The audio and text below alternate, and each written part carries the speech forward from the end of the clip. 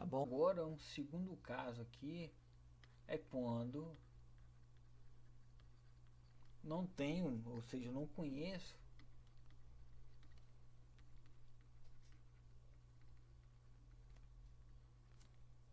a PDF da minha variável aleatória, ou seja, eu não sei qual a distribuição do meu experimento.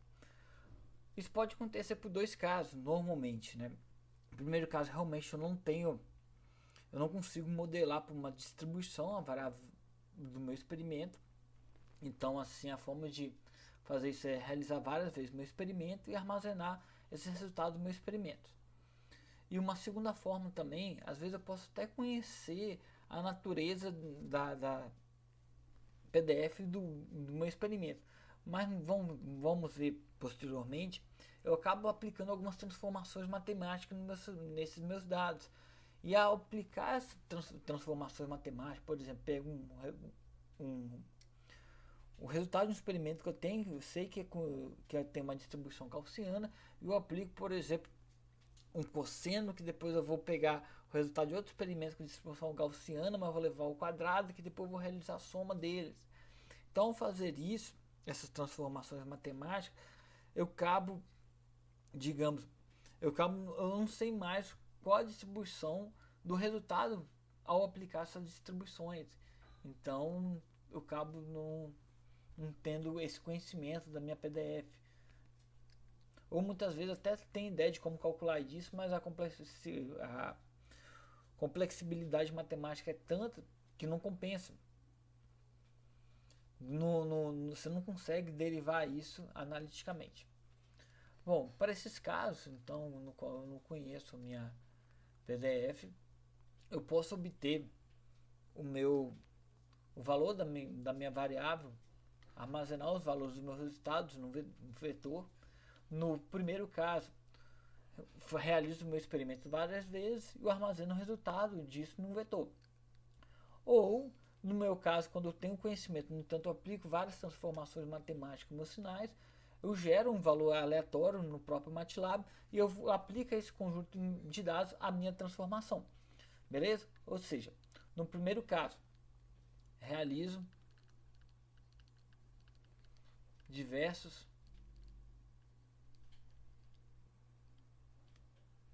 repetições do experimento.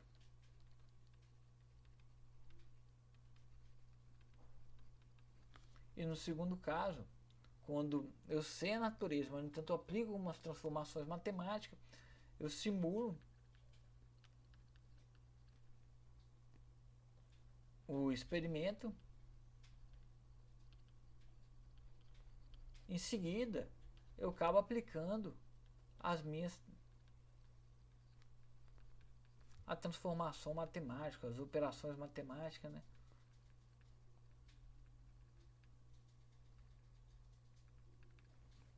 No caso, por exemplo, tem x aqui, ó, eu gero uma variável x, aí depois eu aplico aqui o cosseno de x mais x ao quadrado, dividido tudo por isso, por um x mais um. Daí é um exemplo de um tipo de transformação que, uma vez aplicado isso, eu já não consigo mais identificar, ou acaba sendo muito complicado, né? Identificar a PDF, tá bom? Isso daqui é bom que eu estou mostrando esse exemplo, que posteriormente, quando começarmos a ver as técnicas de detecção, elas aplicam uma transformação sobre um sinal, entendeu? Então, mesmo que eu tenha a natureza, às vezes, do sinal que está sendo registrado, ao aplicar essas transformações, eu acabo perdendo nisso, por isso que é importante. Então, para esses dois casos aqui, né, no qual eu não conheço a PDF minha dos dados, no qual eu estou analisando, da onde eu quero obter o valor do meu limiar, então eu tenho um vetor com o resultado desse meu experimento aí. Tem um vetor aqui com n dimensões. Então, a partir desse meu vetor aqui, eu posso usar algum algoritmo no qual que vai uma função de busca, né, que vai buscar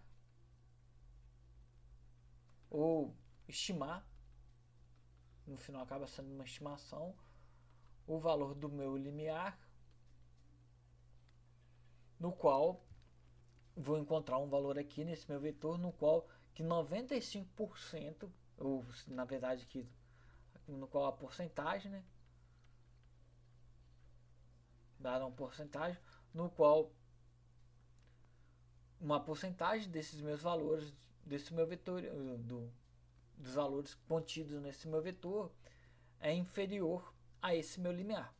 Ou seja, no caso aqui do meu exemplo, 95%, ou seja, eu vou procurar 95, um valor no qual que 95% dos meus dados desse meu vetor sejam inferiores a esse meu limiar. Essa é a minha ideia aqui. Na prática, no MATLAB, isso é bem simples. No qual é o seguinte, vamos imaginar que eu já tenho um certo vetor, os resultados dos meus experimentos, né? Aí para achar esse meu limiar, basta eu aplicar a função quantile, que o MATLAB já faz isso automaticamente para mim. Quantile, aí eu vou entrar aqui com o meu vetor, com meus dados, experimentos e mais minha porcentagem. No caso aqui dessa função quantile, é um valor entre 0 e 1, no qual vai indicar porcentagem.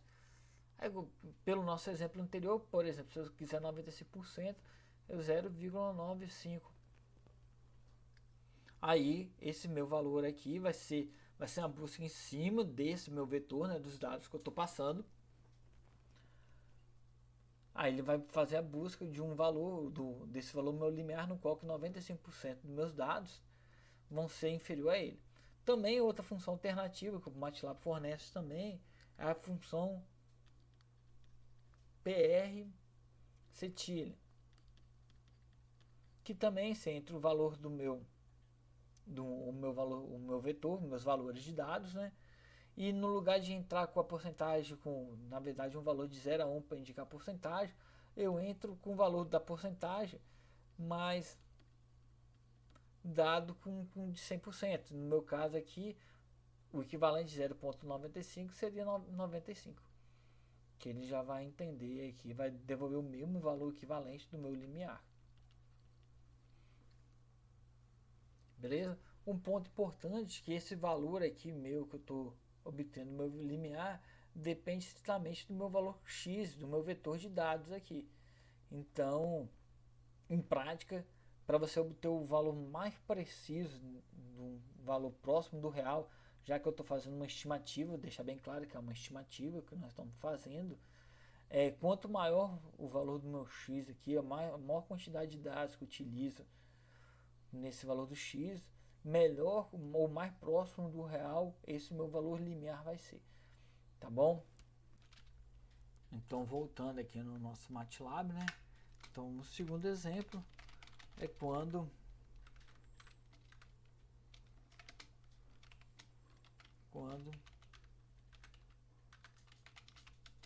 não conheço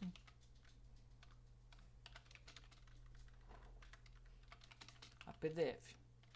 Bom, só para um caso do exemplo aqui do nosso exemplo anterior, quando eu tenho conhecimento da minha PDF, o limiar obtido por uma distribuição normal com média 3 e de padrão unitário, para uma porcentagem de 95%, eu tenho esse valor limiar aqui, 4,64.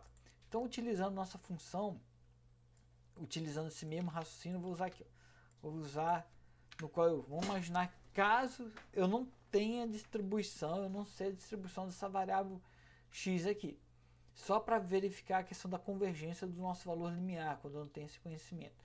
Então, eu tenho 100 experimentos, nosso x aqui, ou seja, eu tenho o resultado de 100 experimentos e eu quero encontrar o valor do limiar dele. Então, eu posso obter o limiar dele, o limiar vou chamar como limiar 2, pode ser obtido só olhando esses valores do resultado do meu experimento, né, que é o valor x aqui, pelo quantile x e a nossa porcentagem aqui, beleza?